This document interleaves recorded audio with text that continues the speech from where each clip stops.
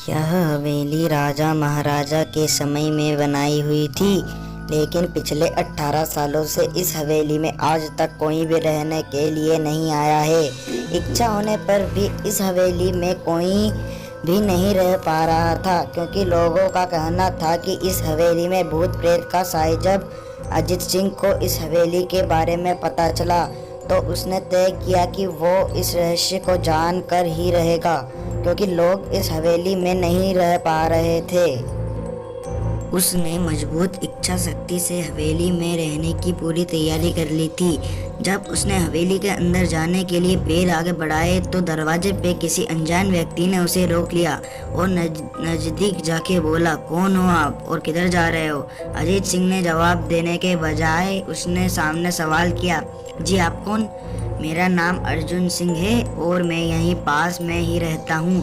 अजीत सिंह ने कहा, ओह अच्छा, मैंने सुना है कि यहाँ एक भूतिया हवेली है और यहाँ कोई नहीं आ पाता है, इसलिए मैंने इस हवेली में एक दिन रुकने का फैसला किया है। अर्जुन सिंह ने कहा, जी हाँ, आपने सही सुना है और आप भी अंदर मत जाइए। मेरी माने तो आप भी वापस लौट जाइए, यहाँ पर बहुत खतरा है। यह सुनकर अजीत सिंह खुश हो गए जैसे उन्हें कोई लॉटरी लग गई हो। अर्जुन ने उसकी खुशी को देखकर बोला, आप क्यों खुश हो रहे हो? आपको भूत का नाम सुनकर डर लगना चाहिए। शायद आपको पता नहीं होगा कि मैं भूत प्रेत में काफ़ी दिलचस्पी रखता हूँ। अगर इस हवेली में भूत है तो अंदर जरूर जाऊँगा और सारी सच्चाई का पता भी लगाऊंगा।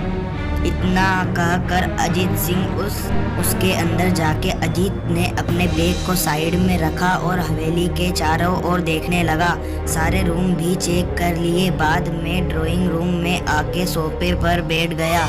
उसने वहां बैठकर दारू के 2-4 पैक भी लगाए। वहीं अचानक उस रूम में लाइट का एक बल्ब चालू बंद होने लगा, लेकिन अजीत ने उस पर ध्यान नहीं दिया। थोड़ी देर बाद दूसरा बल्ब भी चालू बंद होने लगा। फिर तो हवेली की सारी लाइट चालू बंद हो। अजीत ने तुरंत अपनी जगह बदल दी और दूसरी ओर चला गया और वो टेबल वहीं जाके गिरा जहां अजीत खड़ा था। अजीत कुछ समझ पाता उतने में सोफे की सीट उसकी ओर आने लगी। वो जल्द खड़ा हो गया और छलांग लगा के दूसरी ओर कूद गया, जिसके कारण सोफा दीवार को टकराया और अजीत बच गया। अचानक सब कुछ शांत हो गया। अजीत ने चारों ओर सतर्कता से देखा और बड़ी आवाज में बोला, तुम जो भी हो सामने आकर के बात करो। वहीं एक बड़ी परछाई उसके सामने आई।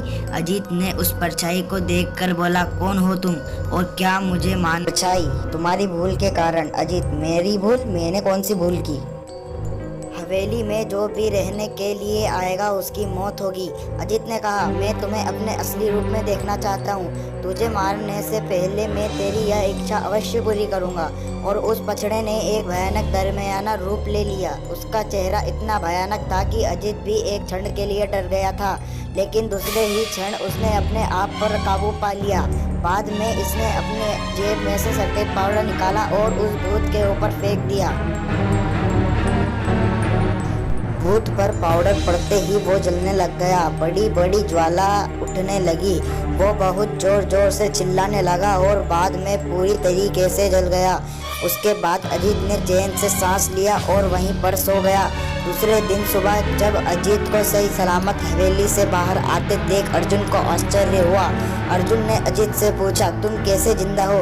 जब अजीत ने अर्जुन को कल रात की घटी घटना को पूरी तरह से बताया और बोला, अब यह हवेली भूतिया हवेली नहीं रही है।